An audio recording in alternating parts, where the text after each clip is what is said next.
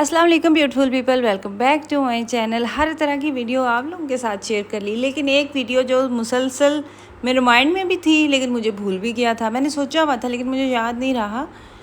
एक वीडियो जो आप लोगों के साथ शेयर करनी थी वो ये थी कि हमारी पाकिस्तान में नॉर्मल रूटीन, मतलब कि हमारा पाकिस्तान में एक दिन कैसा गुजरता है। यहाँ पर सुबह हो चुकी है, सुबह सुबह का टाइम है।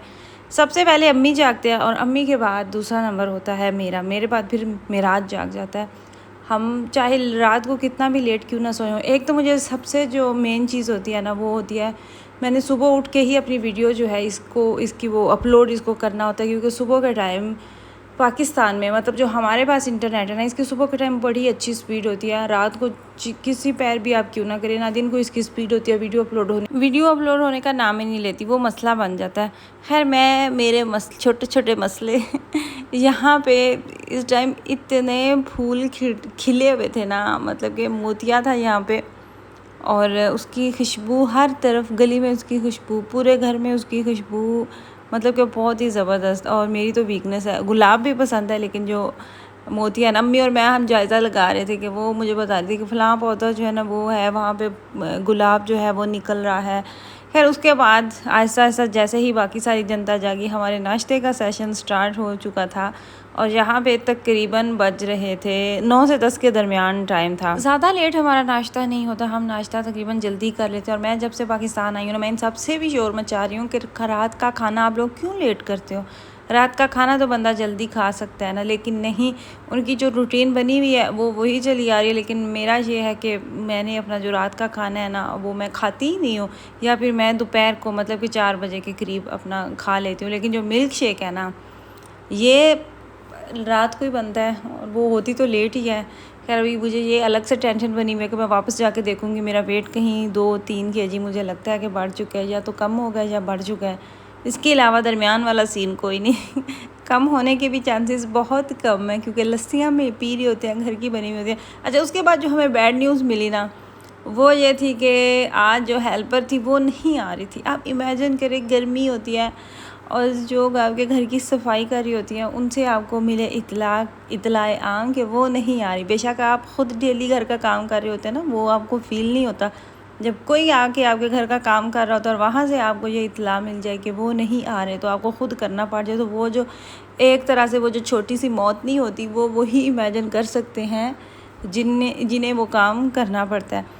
लेकिन उसके साथ ही बाकी जिन्होंने कपड़े वॉश करने थे वो आ चुके थे। ये आती हैं कुछ दिनों के बाद, जब कपड़े बन जाते हैं सबके वॉश करने वाले, तो तब ये चक्कर लगाते हैं, तो कपड़े जो है ना वो वॉश हो जाते हैं। सफाई जो होती है वो डेली का काम होता है, तो वो फिर उसमें ऊंच नीच होती रहती है। पाकिस्तान में ये भी बड़ा मसला होता है, स्पेशली जब आप लेडीज़ हायर करते हैं ना, जिनकी बच्चे होते हैं, शादीशुदा होते हैं, उनकी तो फौतगियाँ ही नहीं ख़त्म होती। कहीं पे फौतगी हो गई, कहीं पे जाना पड़ गया, उधर जाना पड़ गया, इधर जाना पड़ गया।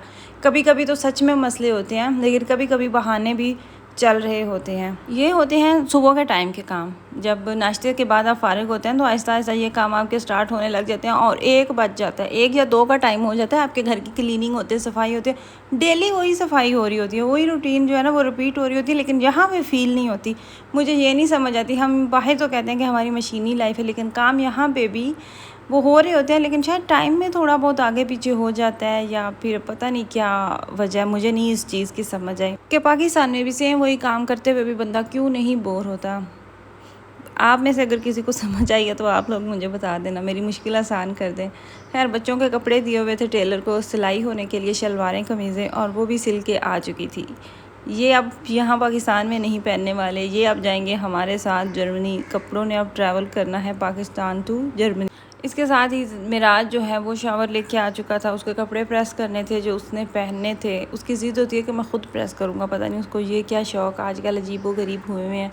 उसे नहीं, सब बच्चों को यही होता है कि हमने ख़ुद कपड़े प्रेस करने हैं। जो काम इनके करने वाले होते हैं उस तरफ तो ये होते नहीं, उस तरफ होने का नाम नहीं लेते, और जो काम इनके नहीं करने वाले होते उधर ये भाग भाग के आ रहे होते हैं कि ये काम भी हमने करना है, वो काम भी हमने करना है। वैसे ये चीज़ मैंने काफ़ी अरसे से फ़ील की हुई है। आप लोगों में से भी बहुत से लोगों ने यकीनन इस चीज़ को नोट किया होगा या पता होगा, कोई इतनी वो इसमें नहीं है, ढकी छुपी बात नहीं है। हमारे जो पाकिस्तानी कपड़े होते हैं ना, ये होते भी एक्सपेंसिव हैं। इनकी सिलाइयाँ करवाना, अगर फिर आप रेडीमेड लेते हैं तो भी इनकी धुलाई मुश्किल होती है, फिर इनको प्रेस करना इन कपड़ों का बहुत काम होता है। फिर पाकिस्तान से ये कपड़े आप बाहर के किसी भी मुल्क में रहते हैं, मिडल ईस्ट में तो अक्सर लोग जा रहे होते हैं, मुझे लगता है वहाँ पे चीज़ें पीछे से मंगवाना कोई वो इतना इशू नहीं होता, मतलब पाकिस्तान से, लेकिन यूरोप में थोड़ा सा मुश्किल होता है। तो यहाँ से कपड़े वहाँ पे मंगवाना भी थोड़ा सा मुश्किल होता है, थोड़ा सा तो खैर नहीं, अच्छा खासा मुश्किल होता है। और फिर इन कपड़ों को कैरी करना बड़ा मुश्किल होता है। मतलब लेडीज़ जो ड्रेसेस होते हैं ना, वो तो इतने एक्सपेंसिव हो चुके हैं कि आपको 10,000 से नीचे तो कोई आपको ड्रेस मिलता ही नहीं है। प्लस फिर अगर आप उसकी सिलाई करवा रहे हैं तो 2,000 आपने उसकी सिलाई जो है ना वो तो देनी ही देनी है, मतलब कि 16-17 हज़ार का जोड़ा। और आप देखिए कि वहाँ पे जो आप कपड़े ले रहे होते हैं वो कितने चीप होते हैं, मतलब कि जब आपको डिस्काउंट्स में मिलते हैं कपड़े तो वो और उनकी कीमतें इतनी वो कम हो जाती हैं और स्टफ़ उनका ज़बरदस्त होता है। जावियार की हेल्प से हमने थोड़ा सा मैजिक करने की कोशिश की, जो कि पहली ही हमारी ट्राई ज़बरदस्त हुई, कामयाब हुई। सोचा फ्यूचर में भी ऐसा सोचा जा सकता है। उसके बाद हम चले गए सिटी। याद रखें पाकिस्तान में नॉर्मल रूटीन का ये भी हिस्सा है आपको रोज़ सिटी जाना होता है, रोज़ नहीं तो दूसरे दिन जाना होता है, दूसरा दिन नहीं तो तीसरे दिन तो मस्ट है, आपका चक्कर लगना ही लगना होता है डेली रूटीन। और इत्तेफाक से जब मैं आपके लिए वीडियो शूट कर रही थी तो हमें भी बाज़ार जाना पड़ गया। और मेरे माइंड में आया कि ये चीज़ तो ज़बरदस्त होगी, क्योंकि ये भी तो पाकिस्तानी रूटीन का एक हिस्सा ही है। कोई ना कुछ आपके घर से ख़त्म हुआ होता है, कुछ ना कुछ आपने लेने जाना होता है। और मुझे पर्सनली सख्त नापसंद है, गर्मी के मौसम में तो वैसे ही इतनी गर्मी कोई पड़ रही है ना, बाज़ार जाना वैसे ही बड़ा मुश्किल लगता है। और कुछ लोगों का तो वो लोग बहुत इंजॉय करते हैं, लोगों का फेवरेट मशगला भी होता है।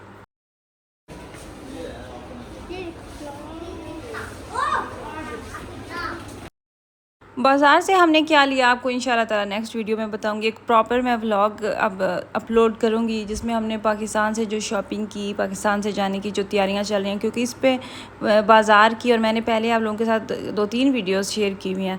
तो मैं हर दफ़ा जाऊँ तो उसकी मैं एक वीडियो अलग से अपलोड करूँ तो वो फिर बहुत ज़्यादा होगा। तो मैं एक ही व्लॉग अपलोड करूँगी, उसमें सारे क्लिप्स जो है ना वो मैं ऐड कर दूँगी। और हमारे अब जाने में बस चंद ही दिन बचे हैं, तैयारियाँ हमारी अरूज पे हैं। ये अब रात का टाइम हो चुका है, खाना जो है वो भी खा चुके हैं। और खाने के क्लिप्स जो हैं वो पता नहीं मैंने क्यों नहीं बनाए, मैं किधर थी, शायद मैंने खाया नहीं था इसलिए मिसिंग हो गई या कुछ ऐसा ही था। रात के टाइम एक तरफ बना था एप्पल जूस और दूसरी तरफ बना था mango shake. My most favourite mango shake. मुझे कोई चीज़ इतनी पसंद नहीं खाने में जितना मुझे मैंगो शेक पसंद है। मतलब आखिर अब ये रात का टाइम हो चुका है, शाम हो चुकी थी, हालांकि इस टाइम के मैं सख्त खिलाफ हूँ कि इस टाइम नहीं पीना चाहिए, पीने के साथ फ़ौरन ही फिर लेट जाते हैं, लेकिन क्या करें, मैंगो शेक देख के मैं मना भी नहीं कर सकती। ये थी मेरी आज की वीडियो। आई होप कि आपको वीडियो अच्छी लगी हो। अपनी फैमिली का ख्याल रखिएगा, मुझे और मेरी फैमिली को भी दुआओं में ज़रूर याद रखिएगा। आपसे इंशाल्लाह ताला बात होगी नेक्स्ट किसी बहुत ही ज़बरदस्ती वीडियो में। दुआ में याद रखिएगा।